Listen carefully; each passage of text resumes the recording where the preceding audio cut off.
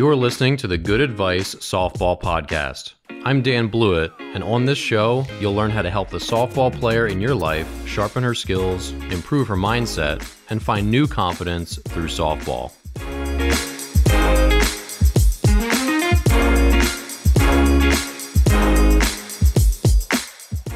Welcome to Good Advice. I'm Dan Blewett, and in today's episode, we're going to talk about this huge prize that everyone's chasing, and that is D1 softball, and maybe a little less specifically, just college softball. So in all my years as a coach, and this is not exclusively softball, but equally baseball, it seems like players and parents put that label of collegiate athlete and also D1 athlete on this artificially high pedestal. And so I want to take today's episode to kind of go over what it actually is that you're chasing, because I've been to a lot of D1 baseball games. I was a D1 baseball player. I've been to a number of D1 softball games recently.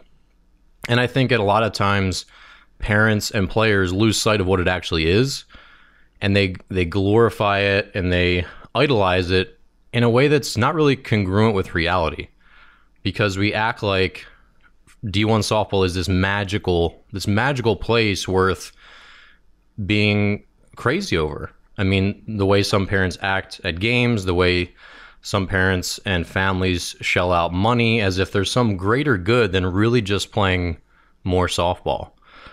So I want to start by comparing high school softball to D1 softball, because I don't think the differences are as great as you think. So first, let's talk about the stadium experience. So if you play high school softball, whether it's, fresh soft, junior varsity, or high school, the field's essentially going to be lined with parents, and it's going to be lined with, other athletes who support the team.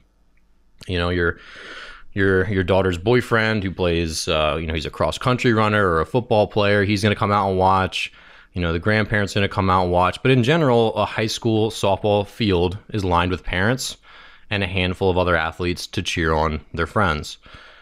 In D1, the vast majority of D1 softball fields, this is exactly the same.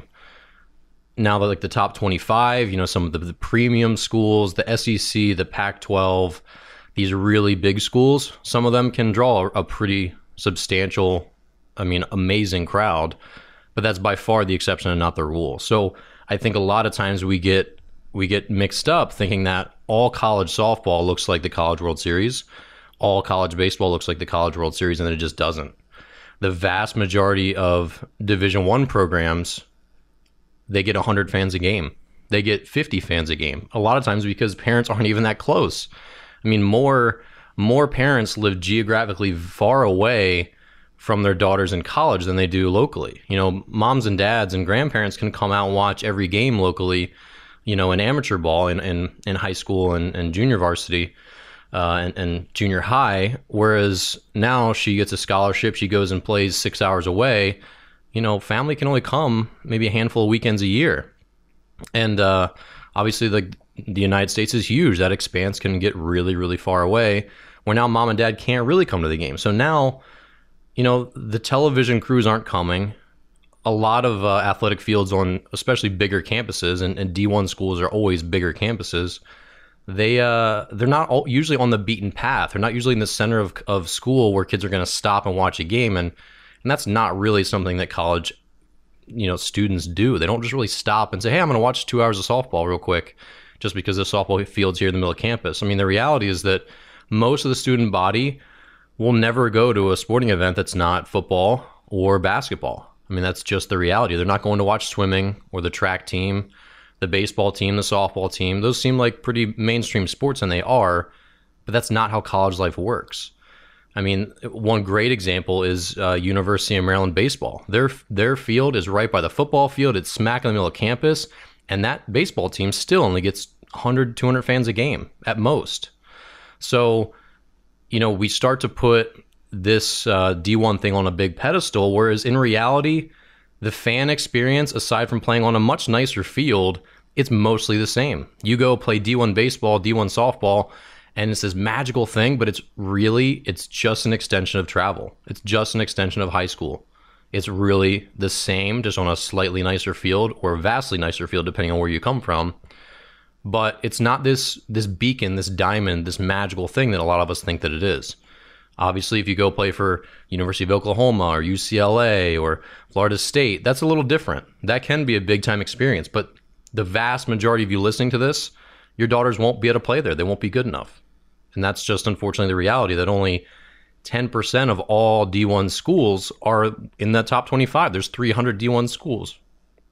So we just need to be realistic about what we're chasing and why and what it actually looks like. I mean, do you know what that goal looks like? That, and I know most of you are very reasonable in your expectations listening, but a lot of families get really wrapped up in this prize that maybe isn't as sparkly as we think. The other things, the peripheral stuff, the uniforms, the gear, those are things that obviously athletes love. Like, everyone loves getting a cool new dry fit and a great hoodie and nice uniforms, but I'm here to tell you that, yeah, college swag can be really nice, but it's not that much different than the swag that you pay for. I mean, amateur teams are pretty well outfitted these days. You know, they have a couple uniforms, they have alternate jerseys, they have really nice hats, visors, great socks, great cleats, $400 bats. There's not a lot of difference in a D1 program. And we're not even talking about D2, D3, and junior college programs yet, who have a very similar experience, but just like lesser facilities, lesser uniforms, really just the peripheral things are different, but the experience is largely the same. You go play D2, D3, junior college, you're still getting a very similar fan experience to a D1 program. And so when we start to say, I've got to play D1 softball, unless you're playing in the top 25, one of those premium, big name College World Series sort of caliber schools, they all become quickly very, very similar. The next thing is classwork. Obviously, you're going to go to class, whether you're a high school or a college athlete. You're going to have to do that. You're going to have to put in the work. There's really no distinction there. You're going to have more work in college, but your days are less structured. Kids are extremely busy in college. And a lot of players drop out, and this is all sports, when they get to college, because they realize, man, like, it looks cool to be a regular student. Like, they get to go party, they get to go to concerts, they get to go to spring break, they get to do a lot of stuff in the summer and in the winter. Like, they just get to have a much more diverse student experience. And being a D1 athlete is great. I mean, there's perks, don't get me wrong. I loved being one myself. I don't think many athletes that make it to the end and graduate as a college athlete would ever give that experience back.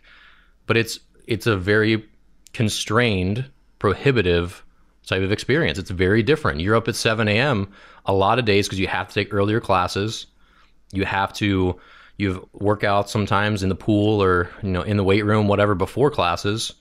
You got to have your classes done by 1 p.m. so you can be at your 2 to 5 workouts, your practices after in the late afternoon. And then after you get home, you got to eat dinner and you do your schoolwork and prepare for the next day. So that's not normal student life. And that's why a lot of kids, they get to college and they make it one semester and then they're done. And they chase this thing for so long. And I've trained a number of kids that did this in my academies. 1 year, one semester, 1 year, whatever, they're gone. They just don't want to do it anymore. They want to be a normal student, and that's okay. Everyone's end of the road comes at a different time, but it's not necessarily a better experience being a D1 athlete unless you're really passionate about putting in the work for your sport. Because D1 sports, D2 sports, to a lesser degree D3 sports, they're a lot of work. And I only say that in that sense because D3's schedule is less rigorous. You're going to play less games, practices are fewer in the fall especially. It's not to say that you're any lesser of an athlete playing D3 because you're not. It's just like it's a less rigorous schedule than D2, D1, and that's just unfortunately a fact. So that's just sort of what you're signing up for. If you want to have a little less constrained schedule, then D3 is a better fit for you because you will have more time in the fall. You will have less practices. You will have a less rigorous schedule if you're a D1 athlete. And there's exceptions to that for sure, but that's on the whole more of the experience. And lastly, travel. Kids travel so much these days on these high-level teams. It's not vastly different than the college schedule. Obviously, you're playing, 60 games in the spring, and you're going to be on a bus. You're going to be away for the weekend. And again, this is where the student-athlete experience changes a lot. But It's not that different than a summer of really busy of tournament softball. You're going to be gone for the weekends there too, just the same, right? And so players are used to that. So when you really break it down like this, there's not that many differences except for the nicer field, the nicer facilities, you're away from home, but all the peripheral things, the spectators in the stands, the overall experience, the nice uniforms, the classroom work, the travel, all that's very similar. It's eerily similar. Where we put it on this big pedestal, and it really, for the vast majority of college programs, it really just doesn't belong on that pedestal. And it's not to say that it's anything less valuable, worth chasing. I just think it's worth understanding what you are chasing. Because for a lot of us, again, we think of D1 softball as this big, shiny College World Series caliber experience, and it's not. It's two teams of really athletic players playing in front of 50 parents and a couple boyfriends and girlfriends and a couple grandparents and a couple administrators and supportive teachers and a couple, regular NARPs from the student body. And that's just a derogatory term that athletes use as to their regular student brethren. It's called non-athletic regular people. So just a little non-athlete slang, but that's what the experience is. So if you go to a D1 softball game, that's what you're going to see. And I think sometimes players and families lose their way chasing this thing that's not as glamorous as it could be. So why do we chase it then?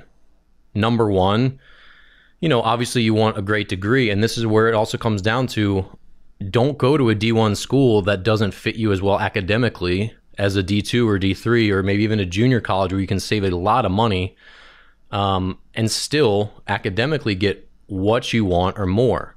It doesn't make sense when almost no college softball players turn pro to go get a lesser degree at a big time school versus a more powerful degree or turn down scholarship money from a school that doesn't have the prestige, maybe as D2 or D3 or junior college, but is going to give you a better academic track, save you a lot of money.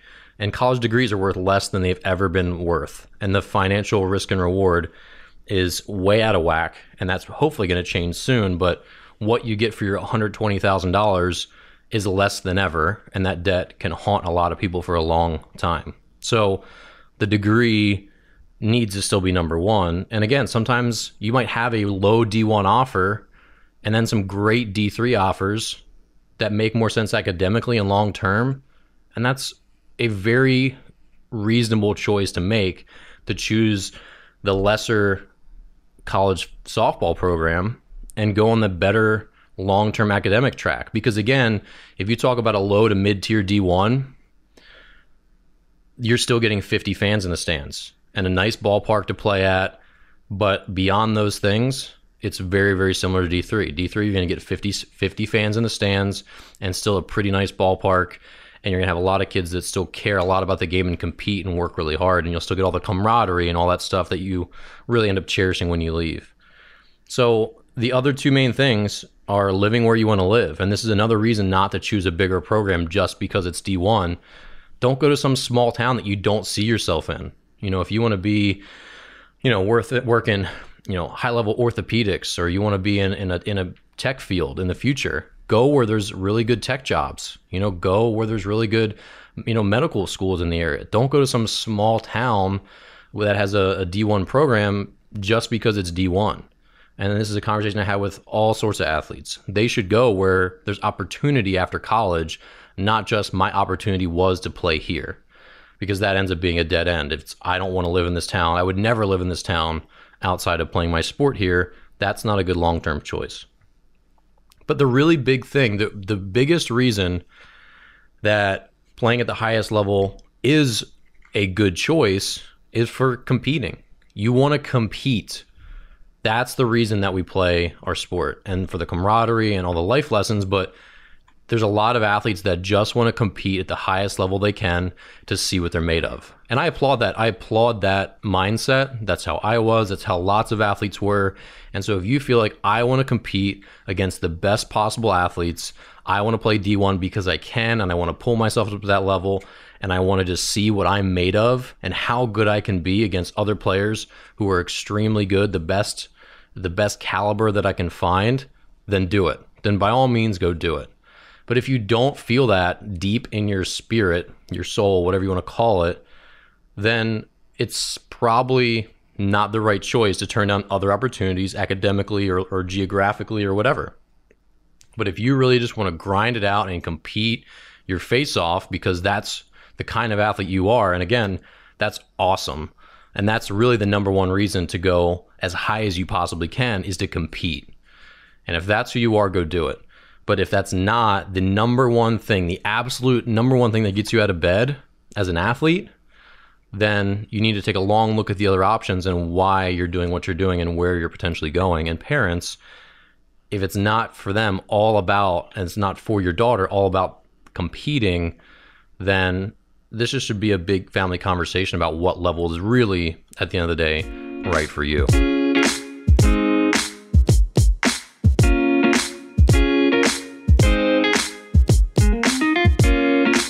All right, so let's do the 90-second mindset. So today, players, this is for you. And on each one of these, I'm going to do one time it'll be players, another time it'll be coaches, another time it'll be parents.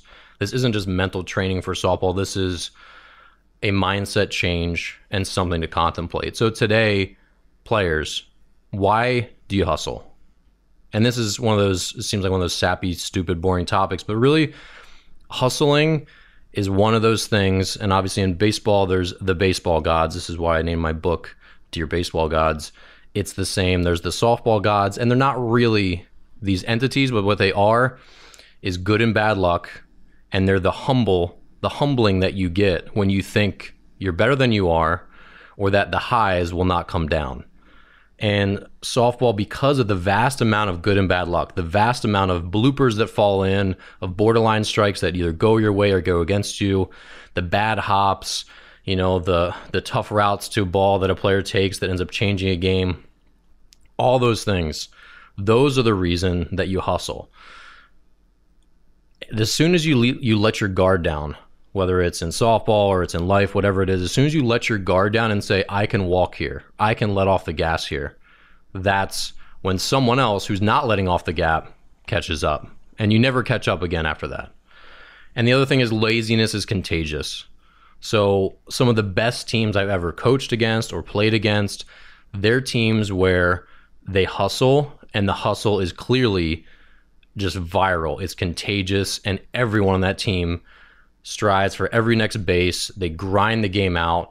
They refuse to bow down. They take every at bat like it's their last. They grit and they grit and they grit. And that is a contagious attitude. So as soon as one player on your team stops hustling and everyone else enables it, they say, oh, that's okay. She's tired. It's been a long day. Nah. When you compete with yourself. And when you're tired, everyone else is tired too. Especially if you're a hard worker and you're in great shape. If you're a hard worker and you're in great shape and you're tired, everyone's more tired than you. That's when you really have to dig deep. That's when the hustle matters most. And that's when you really separate yourself from everyone else on the field and your team from the lesser teams. Because if you're tired, you can still muster the energy to hustle. And if you're tired, then everyone else is more tired than you. So it's not one of those overrated things. Coaches will complain to players about hustling over and over until, you know, the last game is played. But hustle is one of the most underrated, easy, completely within your power things to control. And the longer you play, the less overrated you will realize that it is. Hustle is extremely important, and it will always come back in your favor, and the softball gods will reward you. All right, it's time for Good Questions, our listener Q&A segment. Remember, if you have a question you'd like answered on the show, please email a voice recording to hello@danblewett.com. This is easy to do on your phone through the Voice Memos app on iPhones or any voice recorder app on Android. Links to email me are in the show notes. All right, so let's do our Q&A segment here, good questions. So our first good question here is from Crimson. Hi, Coach Dan. This is Crimson Rice from Spokane, Washington. I have a question with regards to pitching during a game. Sometimes I find myself overthinking pitching mechanics, which many times does not lead to the best outcome. What suggestions do you have to help pitchers overcome these tendencies? All right, Crimson, great question. And as a former pitcher myself, I think everyone's been down this road, and it's not limited to just pitchers, it's also hitters as well. So overthinking causes our action as athletes to become less fluid. We can't possibly control ourselves through a game. So essentially there's two parts to the athlete's life. There's practice and there's games. So when you're in practice, this is where you have a little more conscious control, where you allow yourself to feel through your mechanics, to try to make changes, to think a little bit more and put your mind in your muscles to try to make, again, those mechanical adjustments to your swing, to your pitching mechanics, whatever it is. When you get out on the mound, and this is easier said than done, or when you get in the box, you just have to be. And this is where it comes down to having a tunnel focus and some sort of focal point where you can sort of bring yourself back to be present. So one of the big mental skills is being present. And present means I'm right here. I'm not thinking about the future. I'm not thinking about the past. And when we're thinking about our mechanics,